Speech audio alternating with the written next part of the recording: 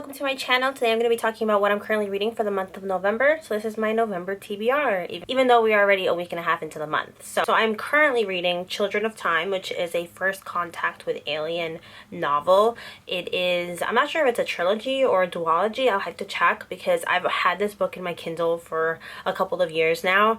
I just never got around to reading it, and now I am maybe 10% into the novel. Basically, you're dealing with, I haven't even met the protagonist yet because there's a prologue that kind of sets things up, like the sci-fi element of it. They're trying to find a new planet to inhabit because Earth is just not what it should be. It's not a sustainable planet for the world's population. And then you meet the scientist in the prologue who's giving this speech because she's accomplished all of these advances in science, which is basically her trying to create a superior species of humans, but they're actually monkeys, and she has genetically modified them. And it's weird, it's crazy, but in this novel, the civilization, like the humans, meet this alien species and they're shaped like spiders and they're super smart. I think that's the part that's kind of tripping me up, is like the spider shaped creatures, because sometimes you are reading from their point of view, sort of. They don't have feelings or anything, at least not yet. I don't know, it's confusing, but that's what I'm reading so far. And nothing I said is so spoiler because it's all told within the blurb in the back too.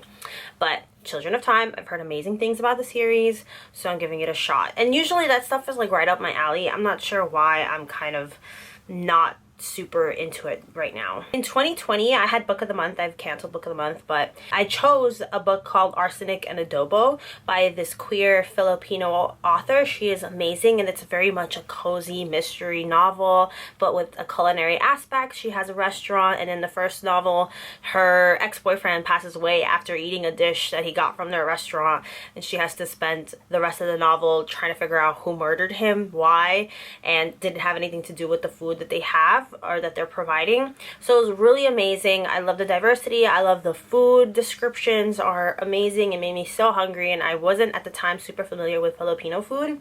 This book left me on a journey and kind of trying out some of the local restaurants that I do have in my neighborhood.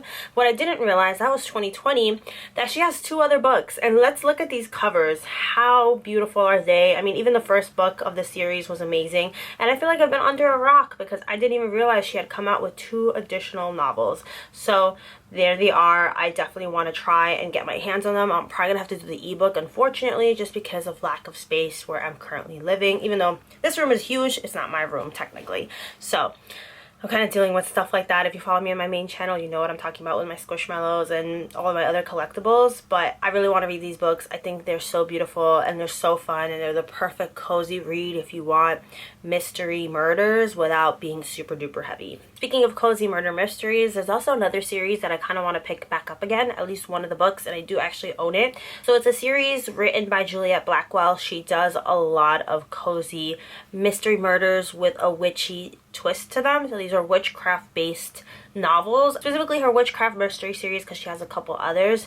I have, I think, the first 3, so this is the one that I never ended up finishing. These are super cute. The covers are nice, and they take place in a small town, and your protagonist is obviously a witch. She owns like a bookshop, like a witchcraft store, and she is just, for some reason, always finding herself entangled in some kind of mystery in the town, and she always takes it upon herself to help out. So each novel obviously is about a different case, but there's also underlying plot points that continue on throughout the whole entire series, like her love interest, her friends, stuff like that. I really enjoyed the first 2. I have the 3rd one. I have to just pick it up again, and there's a bunch. I think there's like 8 or 10 of them. The first couple books are written, like, I want to say like 10 or 11 years ago, but for the most part, I think they're fun, they're witty, they're like kind of Nancy Drew with that obviously witchcraft twist to it, but I really enjoy them, and I love just the mass paperback editions of them. I think they're just fun. Like, I know a lot of people don't like them and they prefer like the classic paperbacks or hardcover, but I really like like, I wish I had it with me because I think they're just so cute and they're the perfect size for being on the go. Now, speaking once again of cozy mysteries, there's one more that I want to read, and it's the sequel to this book. I cannot find it, so I'm gonna go on a hunt after I upload this video and try to find it. I might have to go to Barnes and Nobles in person, because basically there's this book, this series by this author. I originally found her during Black History Month, and I want to say that was this year, but I went all the way back through my Instagram highlights, like my throwback, trying to see, because I know I've taken a picture of the cover because it was such a cute cover. But let me explain. Basically, it's these two siblings, this boy and this girl, who were split up at birth. They're twins, and they each grew up in a different place, and they are coming together now. They're back in each other's lives, and they want to open up half restaurant, half bookstore, because because the brother is super into like culinary soul food, and then the sister is a super big bookworm. So they have this plan of creating a bookshop slash restaurant that sells soul food, and the way this book describes the food is just so delicious, so warm and inviting. But yes, there's also a murder that occurs in that first book, and I think in pretty much all the books, I'm assuming, but they have to figure it out because it's someone that they're close to. But I just love the fact that the protagonist is a book lover, and then you're also reading a lot about delicious food and kind of how they're making both things kind of join together, because the girl is concerned about people getting food on the books and stuff like that. I think it's just cute, and I'm so mad that I cannot find what it is. Like, I checked on Barnes & Noble's website, and I keep typing every kind of combination I can think of, and I don't know what it is. I tried Google, I can't find it, because it's a very small type of series. Like, not everyone reads those cozy mysteries, especially when they're mass paperback, like trade back. So I know it's out there. I just have to find it. More than likely, I'm just gonna have to go in stores, because I know the exact aisle where they're kept, because that author also has a different series with a cat on it. Murder mystery, but it has like a pet cat in each one of the installments.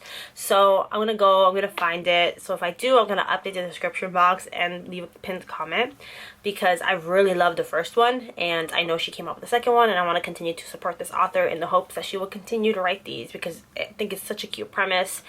And yeah, so that is it for this video. That's all I'm reading so far. I don't want to get too crazy. I just got a promotion at my job, so I know my schedule is going to be a little bit wonky and a little bit stressful. I'm trying to balance these 3 channels out, and I'm trying to do my best with it.